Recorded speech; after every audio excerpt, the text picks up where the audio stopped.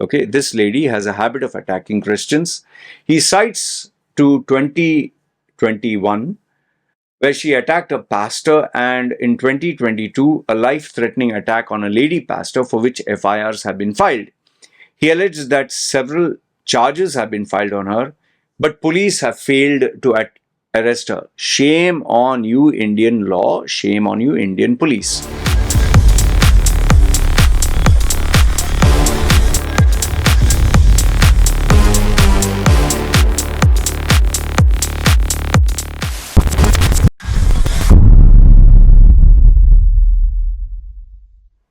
Mr. Arun Panalal, he states on his YouTube channel, the summary of what he stated was these two nuns, one is a registered nurse and another one is a registered pharmacist. They're working for a mission hospital in Tagra. They were trying to help these three girls and one boy from a mission in Narpur to get work in a hospital kitchen. So they are helping someone get a life to take care of their families. What forced conversion, Baba? In fact, you Hindus who are extremists, why don't you help someone get a job? Why don't you work for free for the poor instead of brandishing knives and sticks and shouting, Jai Shri Ram and hurting and harming other people? Say Jai Shri Ram and feed someone who's poor. Say Jai Shri Ram and take care of a family. I'll stand by you. But Jai Shri Ram and you misbehave with people? The understanding was that these nuns, they would help these girls to get service jobs and help them to get nursing training. Okay, the parents of those two small girls, they agreed. The parents. So the parents agree, it's none of your goddamn business. So what actually happened? At the train station, when they were waiting for the train, the children, one Hindu boy began harassing the girls and the nun. Typical Indian men, how they behave. Like I told you, savage dogs outside. Those dogs don't know how to behave. Same way these Indian men whose parents don't have time, they just produce them. India is the most populous nation. You just produce children and dump them on the streets and just provide some cheap ass education, but no character, no civic sense, no decency. They are not even taught to respect a woman. Okay, you can see Instagram videos where if they see any tourist, small boys, they jump on the girl, they fall on her, they hey, they find it very, cute or funny, which it is not. Because these very same boys will grow up to be sexual predators, which is what is happening in India. So now you have a situation where this boy, this wild animal of a human being, is harassing these nuns and these two girls. Okay? So what did the nuns do? They approached a person in uniform, maybe a police officer or a railway employee, and they began to ask, please help. This boy, what he did, he went to this extremist group, Bajrang Dal, okay, a right-wing Hindu organization, and you might be, hey, how dare you call them that? Yeah, because your actions show what you're doing. So he called up his mentors, the people who represent him and his beliefs, and no sooner that they were called, the Bajrang Dal, these goons, arrived quickly and began harassing the nuns. The police took the nuns and the children to a police station. At the station, again, this woman, I want who he has stated in this video. I'll just mute the video and I'll show you who's this woman. He shows it at 7, 8. He shows, okay, here. This lady here, this savage animal, and I'll tell you why if you actually look at it. What she does is, she has a history of beating physical violence. Huh? When you stand next to police and your gangs, you can physically hit.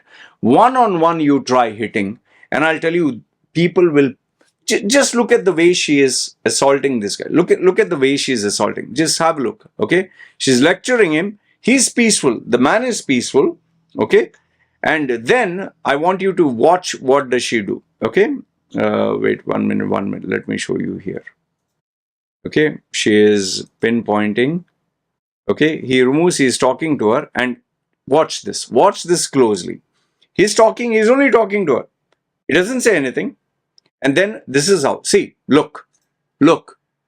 This is what these women do. This is what this Hindu organization does. Violence. I challenge this lady, do it when you're alone, not when you have a bunch of, goons and the police and everyone standing by. See, this is how they behave. And you want us to respect a Hindu organization. You want us to respect you when this is the behavior that you show. Look at this. Is this the way to act? All right. So this Jyoti Sharma, this I don't know, this animal of a human being, okay, they anyway registered a complaint. She barged in, beat the children, those nuns, okay, she beat them.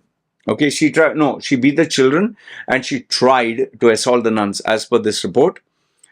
Then, when she couldn't physically hit them, she accused them of human trafficking. Now, let me give you the definition of human trafficking because it is not a joke. As per, this comes from the Palermo Protocol, which is a UN legal instrument. It defines this act of human trafficking as recruitment, transportation, transfer, harboring, or receipt of people for forced labor, sexual exploitation, slavery, or removal of organs. Google search and you'll find them. And to do this, you need to use threat, force, abduction, fraud, deception, abuse of power, or exploiting someone's position of vulnerability. Do you think these two women of God, women who have done charity, fine, I'm an atheist. Let's not believe in God. Fine, God doesn't exist. Women who have dedicated their lives to helping the poor, to doing charity, not looking at their benefit, who live like the poor, who don't expect any life of luxury, who are ready to suffer for their belief in Christ. Okay? You don't believe in Christ? Fine. They are ready to suffer for mankind. And you have this kind of person who represents Hinduism, who represents the right-wing group, who represents Bajrang Dal, physically hurt and harm. Your blood doesn't boil? You want us to respect a BJP Hindu group like this? So after she slammed that indecent term, human trafficking, she states that the police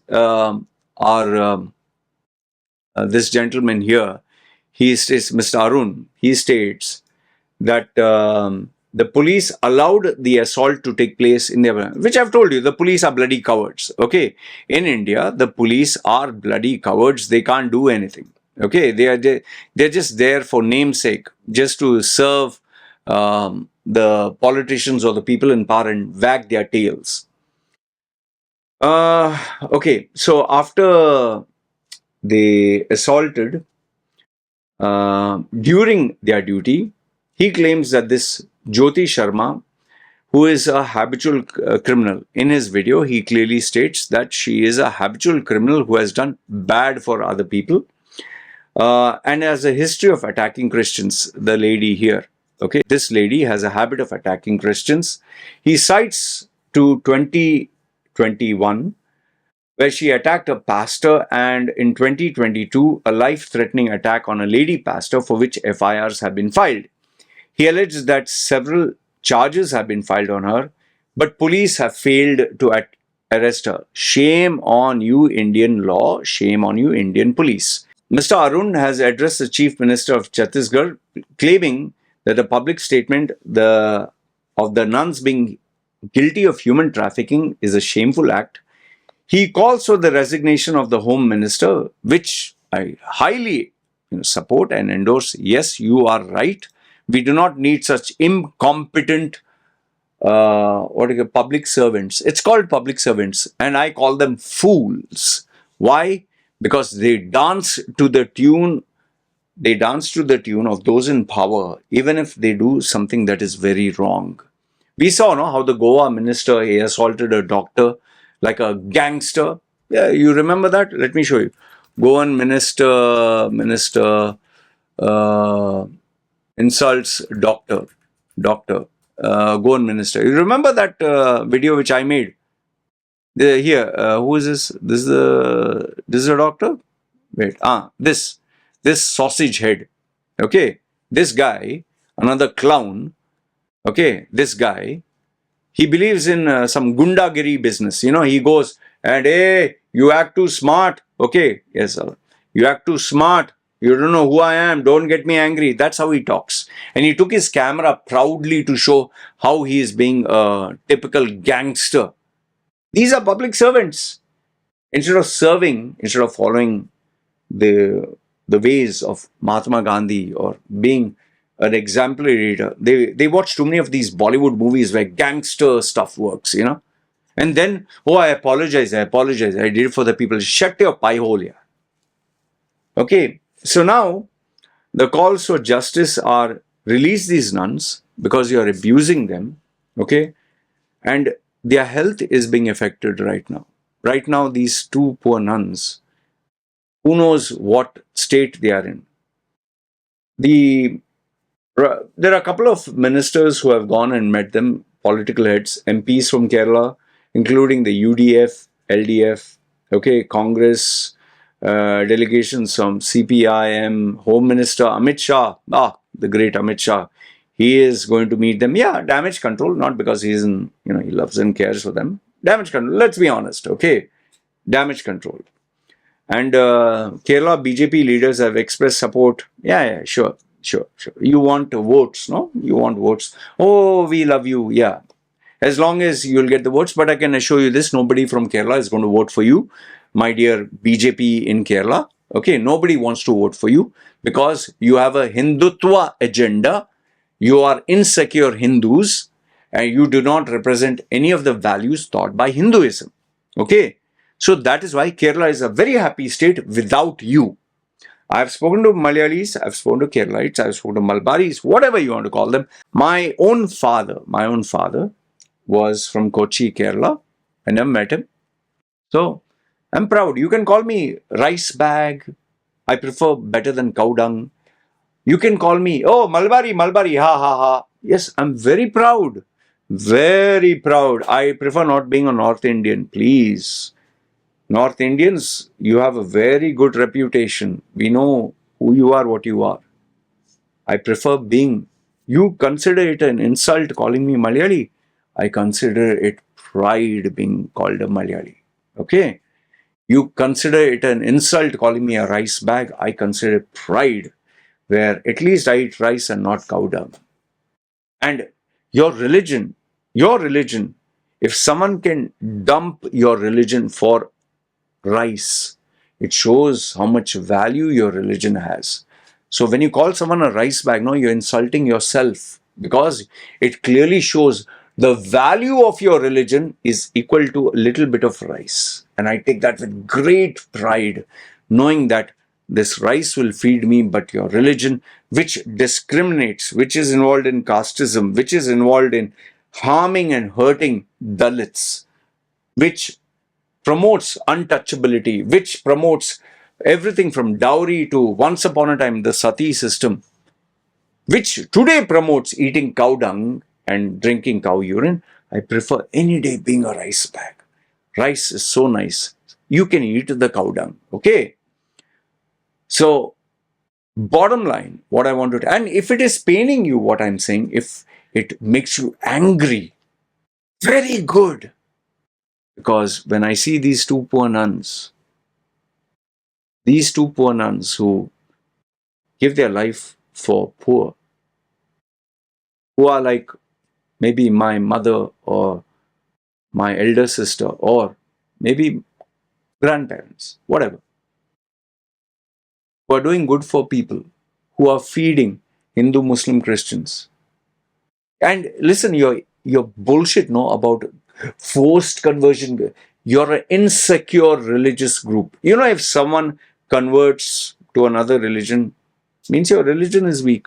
By the way, if you say anti-Hindu, my wife, Buddhist, worships Hindu gods. My daughter, you want to see my daughter? Come, Helen, come here. Yes. You just come here. My daughter, whom you people have sexually attacked with sexual words. Papa, see, we don't hit her. Okay, okay, this is very cute. Wait. I'm making video. Okay. You Hindus, keyboard warriors who have sexually attacked my child online with comments, she worships Hindu gods. She is a Buddhist who worships Hindu gods. And me being the father, an atheist, an ex Catholic, I am very proud that my daughter is Buddhist and I have no problems her praying to Hindu gods. So, what have you to say for this? Papa, see. Huh? Good. Papa, okay? See, look. Okay. Go. Papa is making video. Go. So I challenge you to answer the questions I've asked. I challenge you to show an iota of decency. And by the way, those who are saying forced conversions, this girl, the young woman, went willingly. She converted to a Christian 5 to 6 years ago before her mother was apparently cured of an illness, praying to Jesus Christ, which, scientifically, yes, I don't believe it, but it's her belief. Let her be happy. She has converted. What is your problem? Tell me, what is your problem? The what conversion? What, she's converted again? She's converted 5, 6 years ago. Where is your common sense? And the nuns' lawyers state that the charges are based on mere suspicions. I say the charges were based on being insecure, being evil, being politically charged, and having the Hindutva, that is the Hindutva brand of politics. This is not done out of any good heart. It's done out of pure evil.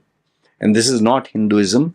This is some dirty, brandishing of some kind of, I don't know, just a unity into having extremism.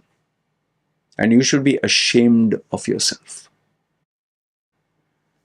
This is what I want to say. And like I told you, though I'm an atheist, though, I have left religion, I stand by these nuns. And I also let you know, whether they're Muslims, whether they're Hindus, whether they're Christians, if they're good people and they do good for mankind, for the poor, I don't care which religion they are, I will stand by them. And I hope you keyboard warriors, you Hindu extremists, you have the decency of doing what is right. Behind a fake name and fake, identity, you're very brave. Let's see you be man enough to show your real name, real identity, and then talk crap about these nuns. Then talk bad about Christianity. Then show your real colors. You're not man enough. This Bajrang Dal that they are. Bunch of cowards. That's what you are. I stand by these nuns. I stand by their innocence. And I hope the BJP, I hope whoever, Congress or whichever, MLA or Amit Shah or Narendra Modi or whatever, please do what is right. Don't use this greed, this politically charged agenda to hurt and harm people of God. That's all I have to say. Good, bad, ugly, feel free, comment down below. This is me signing off. You guys take care.